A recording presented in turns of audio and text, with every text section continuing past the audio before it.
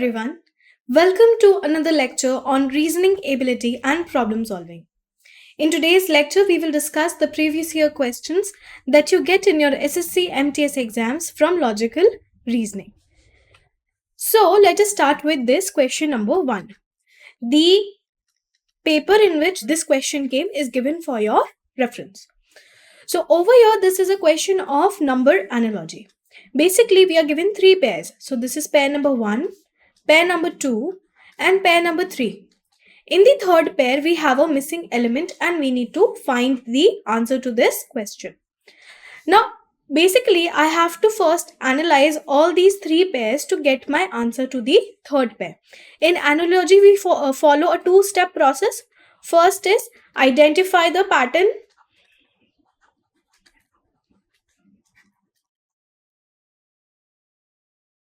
In pair 1 and 2, basically if there are 2 pairs.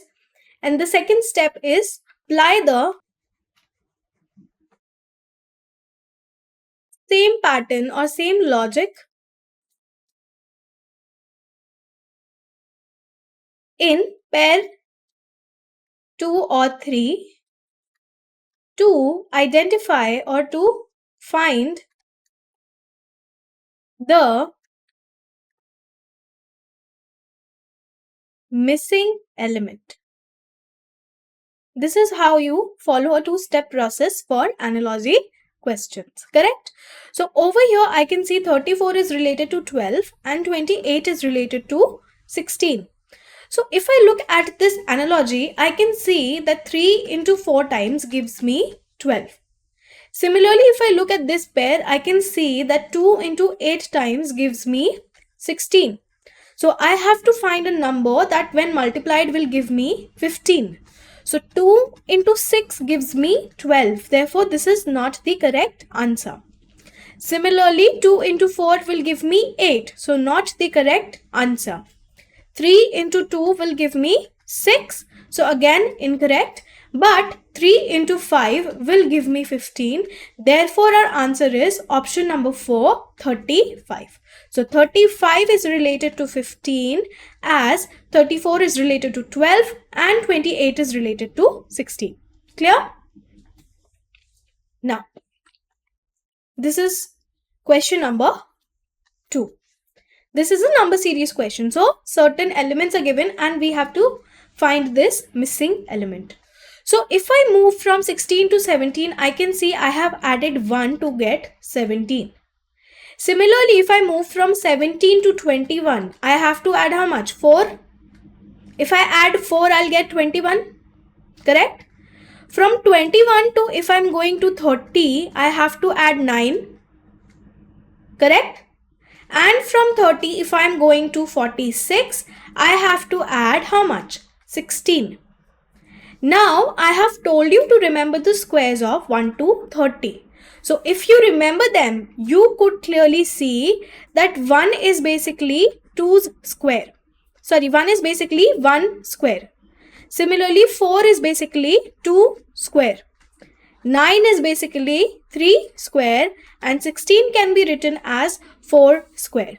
So, we are moving forward from 1, 2, 3, 4 and we are squaring it. So, the next addition would definitely be 5 square. Okay.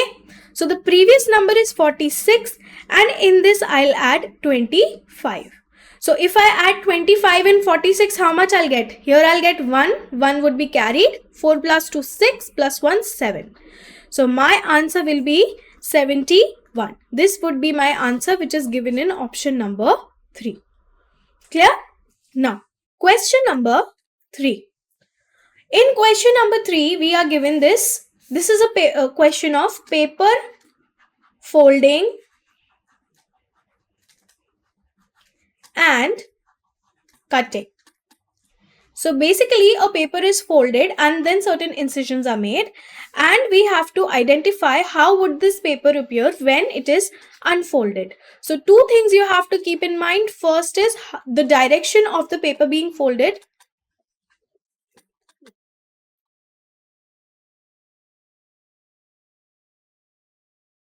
So you have to also think about how much the paper is being folded. For example, if I have this paper and it is folded into half, okay, and then after folding into half, I make a cut over here like this. So when I'll open this paper up, I'll have 4 cuts in the paper. But let us say I fold my paper just this much.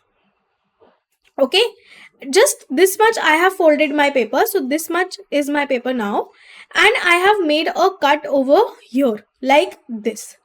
So when I open my paper up, I'll just have 2 small circles at the top, because this is how much paper I have folded. I have not folded the paper into half. So how much the paper is being folded, that also you have to keep in mind, as well as the direction of the paper being folded. Second, we reverse the cuts or incisions.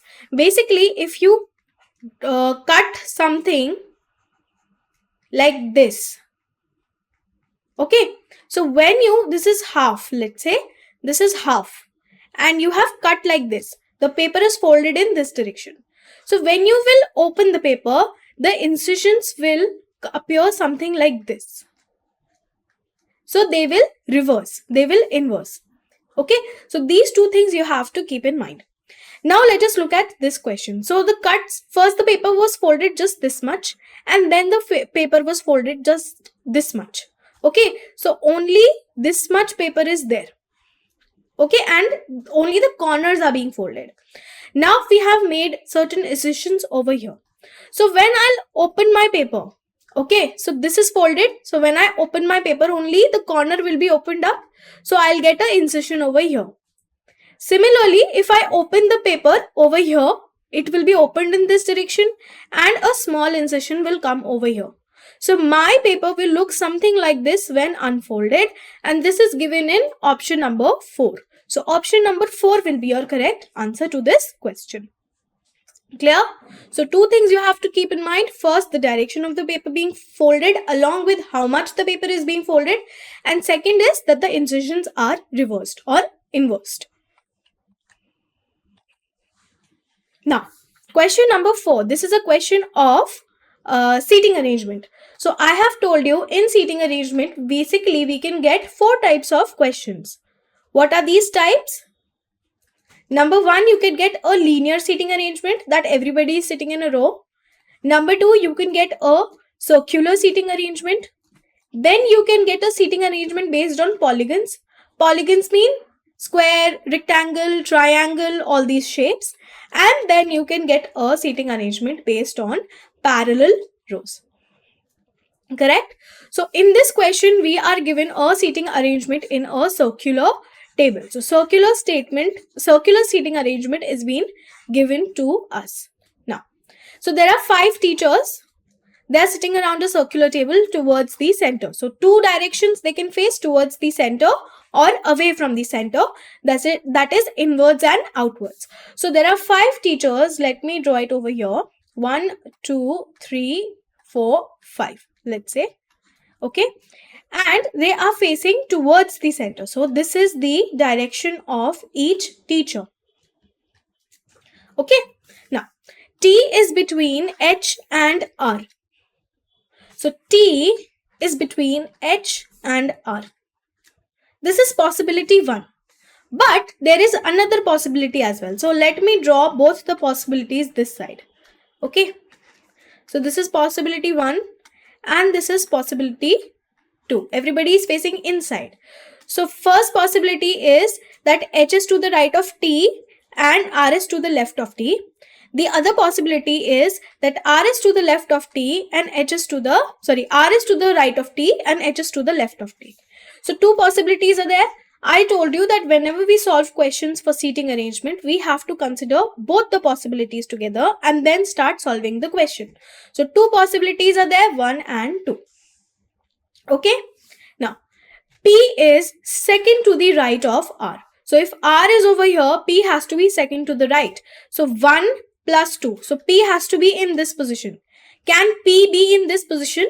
No, because we already have H over here. So first possibility is not possible. This is incorrect. Over here, P is second to the right of R. So P will be 1 and 2. P will be over here. So in this particular scenario, it is possible. Now it is given that H is immediate left of T. So H is immediate left of T. It is confirmed over here. And then only one person is remaining. We have seated H, we have seated P, R and T. So only one person is remaining, K. So K will be sitting over here. Okay. We have to identify who is sitting to the immediate left of K. So K is over here. His right would be this direction. This would be the right direction. And towards this side would be the left direction. So immediate left of K is R, which is given in option number 4. So option number 4 will be your correct answer to this question. Clear? Now, question number 5. This is a question on matrix, basically figure matrix. Okay, we have to select the figure which will complete this entire figure. So if I look over here, I can see if I draw a rectangle, a square like this and shade it up, it will complete my figure. So this square is given in option number 2 and option number 4. So I can eliminate option number 3 and option number 1. Clear? Next, I see these semicircles. So I'll get a semicircle over here. And I'll get a semicircle over here. So 2 semicircles placed in these directions is given in option number 2. So option number 2 will be your correct answer to this question. Clear? Now, question number 6. 5 people are sitting in a straight row. So this is a linear seating arrangement question.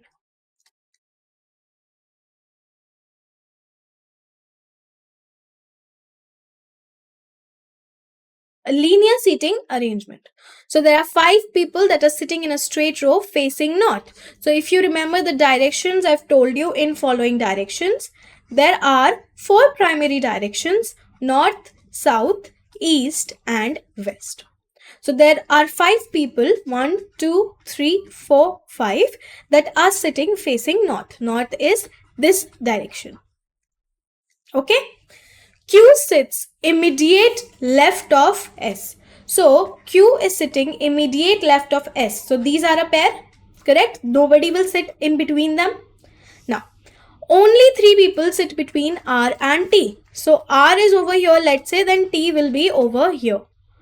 Or I can say there are 2 possibilities, that T is over here and R is over here.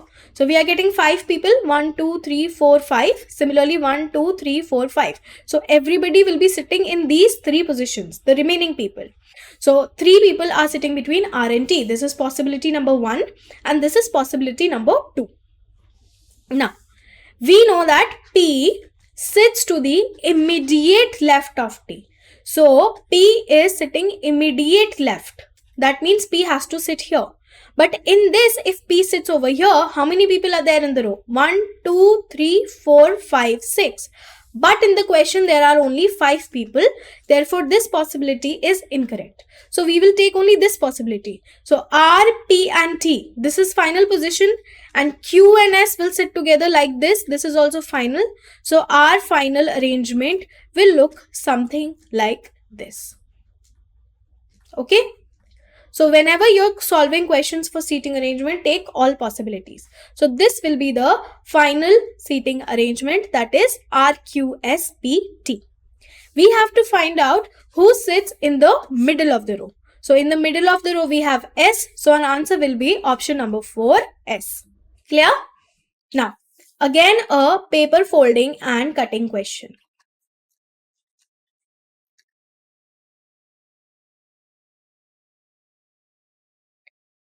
So this paper is folded only this much. So this is around a quarter of the paper is being folded. Then around this much paper is being folded. And then these cuts are made. So if only this much paper is being folded, that means the cut is made only in this much side. So when I open this up, because this will open in the opposite direction. So when I open this up, okay, let's say I have opened this much paper up. Because the incision is made over here, I'll get a incision over here. Correct? Then only this much paper is being folded. So I can say that only this much paper was folded. Correct? So if I open this up, I have to open it in opposite direction. So if I open this up, I will get one incision here and one incision here. So this is how my final image will look like. I will have 4 incisions in the top left corner and only one incision in the bottom right corner. So this is given in option number 4. Therefore, option number 4 will be your correct answer to this question. Clear?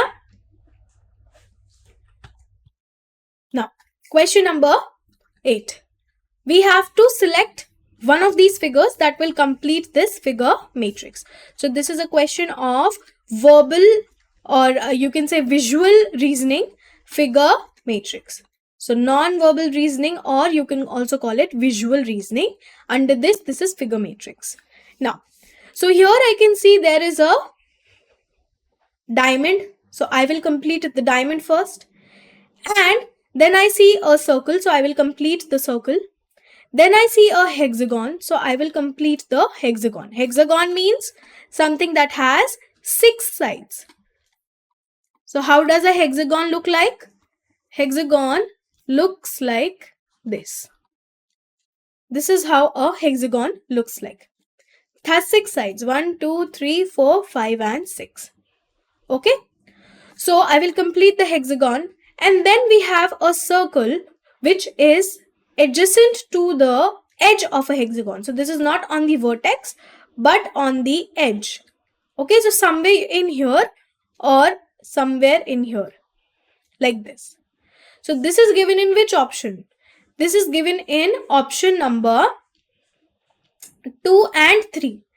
But over here, if we look the gap between this and this is very equal sort of gap. Over here, this gap is less, but this gap is suddenly more. Okay, but over here we have a equal gap sort of between the two lines. Therefore, our answer will be option number 4. So sometimes you can get very close options also. So if you look at option number 2 and option number 4, they are very close options. But there's a tiny difference that is between this. Between these two lines, the difference is different. So the spacing, based on spacing, option number 4 will be the correct answer. Okay, then question number 9. This is a circular seating arrangement question.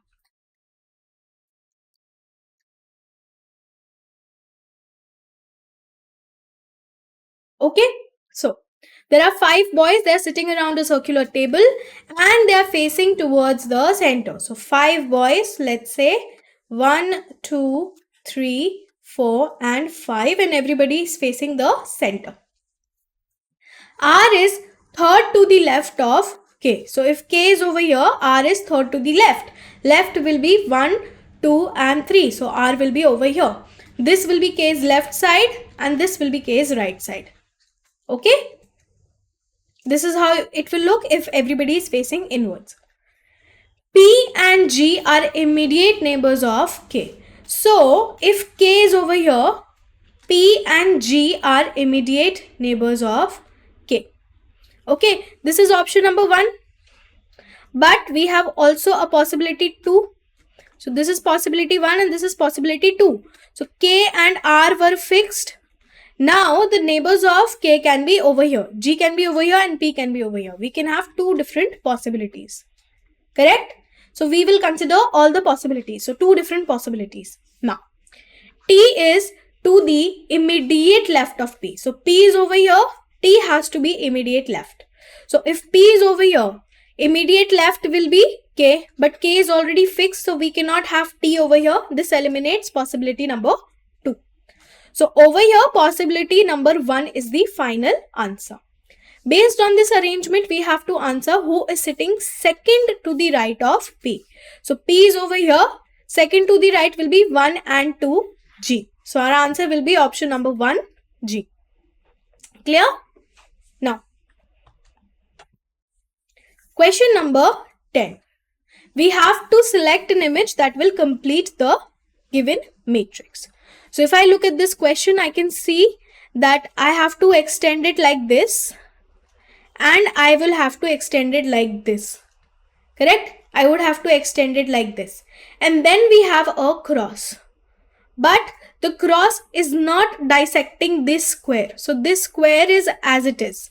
So this square is as it is. So option number 4 is eliminated. Option number 3 is also eliminated. And option number 1 is also eliminated. So you have to look closely in the figure. This square, this particular square is not being dissected by this line in each quadrant. So my line will be like this. And this is given in option number 2. Therefore, our answer will be option number 2. Clear? Now, again a figure matrix question, question number 11. We have to select a figure that will complete this pattern. So over here again I can see a hexagon. Hexagon means 6 sides, 1, 2, 3, 4, 5 and 6.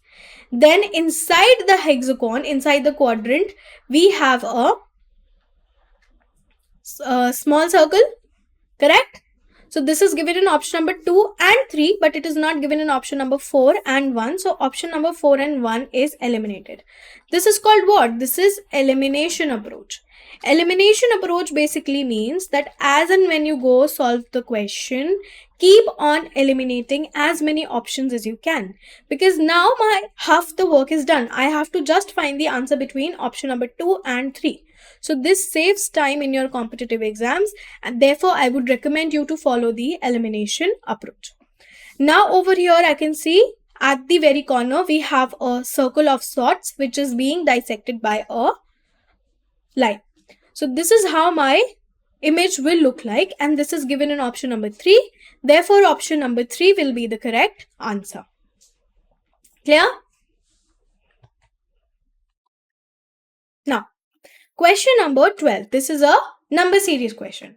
So here certain pattern is being followed and we have to identify that pattern and find the missing element. So I can see from 137, if we are going to 148, basically I'm adding 11. Okay, so if I add 11, I'll get 148. From 148, if we are going to 161, basically I would have to add 13. So I would have to add 13 to get 161. Correct? From 161, if I am going to 176, I would have to add 15. If I add 15, I'll get 176. Similarly, if from 176 I am going to 193, I would have to add 17. If I add 17, 7 plus 6 will be 3, 1 will be over here, 7, 8 and 9. Okay. So if I add 17, I'll get 193. So here I can see a clear pattern. We are increasing order of consecutive odd numbers. So the next consecutive odd number will be 19, correct? And I will add this in 193. So if I add 19 in 193, how much I'll get? 9 plus 3, 12. 1 will be carried. 9 plus 1, 10 plus 1, 11. 1 will be carried. And this will be 1 plus 1, 2. So I'll get, if I add 19 in 193, I'll get 212. And this would be my answer. This is given in option number 2. Therefore, the correct answer to this question is option number 2, 212. Clear? Now, this is a question of circular seating arrangement. So 6 shopkeepers are sitting and they are sitting around a circular table facing towards the center. So 6 people, 1, 2, 3, 4, 5, 6, and everybody is facing towards the center. So if they are facing towards the center, that means this direction will be the right direction and this direction will be the left direction. Okay. Now, C is second to the left of A. So if A is over here, C is second to the left. 1 and 2, C would be over here. Okay. P is to the immediate right of K. Let us hold this information because no reference is given for P and K. X is to the second to the right of R. Let us hold this information for now on. Now, I can see over here we have A. A is to the immediate left of X. So A is to the immediate left of X means X will be over here. That is how A will be immediate left of X. Correct? Now I will come back to the statement X is second to the right of R. So if X is second to the right of R, R will be over here 1 and 2. X is second to the right of R. And we will come to this question, this statement. P is immediate right of K. So P has to be immediate right of K. That means K has to be here and P will be over here. Immediate right. This is the right direction and this is the left direction when everybody is facing towards the center. Clear? This much is clear? So this will be our final seating arrangement. Now we have to answer the question that which of the following pair is of shopkeepers represents the immediate neighbors of X. So X is over here. We have to find its immediate neighbor. Immediate neighbor means people who are sitting to the right of X and people who are sitting to the immediate left of X. So immediate right of X is K and immediate left of X is A. So the neighbors of X is A and K, which is given in option number 1. So option number 1 will be your correct answer to this question. Clear? Now, question number 14 is a question of linear seating arrangement.